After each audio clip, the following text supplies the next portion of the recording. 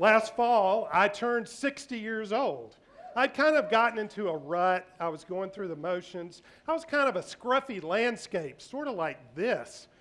And I just liked navigating through life alone. But luckily, I'm married to a guy who's a real adventurer. He's a party boy, and there he is right there.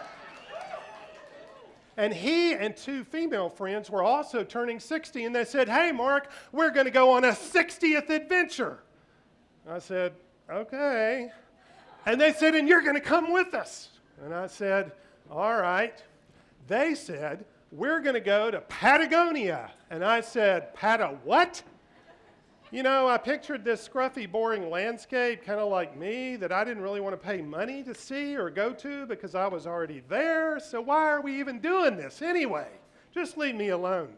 But I found myself on a plane going from Asheville, 5,000 miles, to Buenos Aires, Argentina, in January, where it was summer, so it was 94 degrees. And there we met our tour package 18 companions. These strangers I didn't want to have anything to do with. Why the hell am I here anyway? Then we got on a plane with them and went another 1,300 miles further south to El Calafate. Now we're in Patagonia land. It's a big region at the bottom point of South America in Argentina and Chile. And then we got on a bus, and we spent 6 days riding around with these people. I was really not happy about it, but I didn't have time to not be happy because we were here. We were in the mountains and the snow and the ice and the sun and the water, and it was incredible. I was beginning to think, okay, maybe this trip is worth paying for. Maybe. I'm not sure yet, but maybe. And then this was in our face, 10 stories high. This glacier was right at us, and we could hear it moving and growing 2 meters a day. It's not shrinking. It's not melting. It's getting bigger.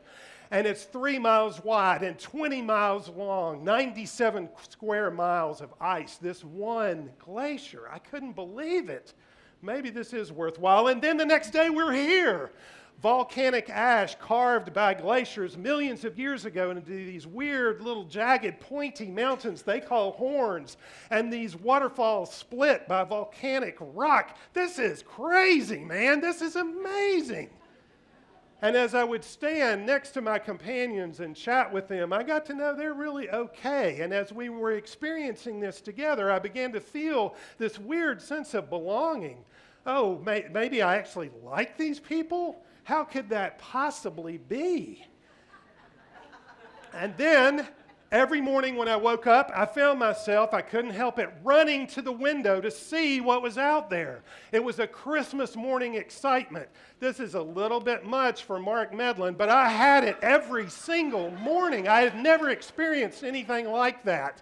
And then I would go outside and stand in the presence of this ever-changing scene, and I was feeling in my gut awe, that respect for all that is.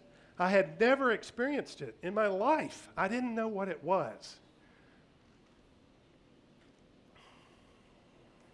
And then it was time to get on an expedition cruise ship for a 4-day cruise. The Andes fall into the Pacific Ocean. Just the points stick out, forming the Chilean fjords.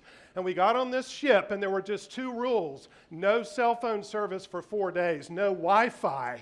We were on this ship with 200 people from all over the world, more strangers for me to become accustomed to, and no cell phone to keep me safe and away from them.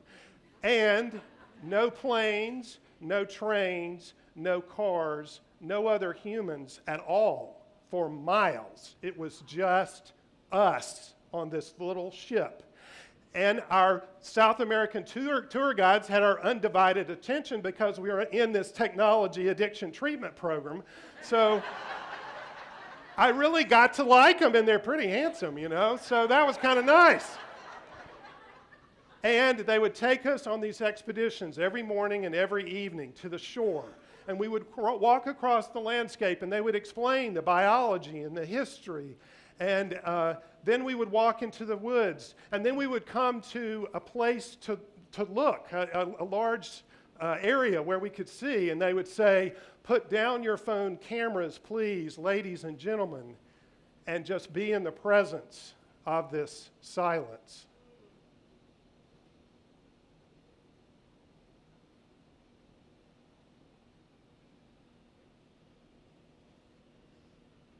And then we would turn and walk out of it. We would go back to the shore to get back on our Zodiacs and go back to our ship.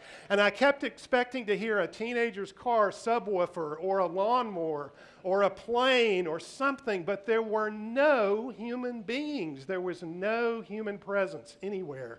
And I was beginning to feel, for the first time in my life, a sense of safety and security and complete solitude. What an experience for a person to have. And then we arrived at our final destination, Cape Horn, where they put a big memorial to the over 800 ships that shipwrecked there, the over 10,000 sailors that were killed there at that terrible place. And then immediately, the weather always changing every few minutes, it was sunny, and we were at the last day. And I thought about what the writer Hilaire Ballard said. She said, "We wander for distraction, but we travel for fulfillment." And that evening, the last sunset, I didn't know then what I have come to know now, which is that I have the power to call up in me at any moment, as any of us do, that sense of awe, that respect for all that is. And I have learned that the world is a community of living, breathing connection, whether we know it or not. And in this moment here tonight, we are each of us right now energizing the living, breathing world.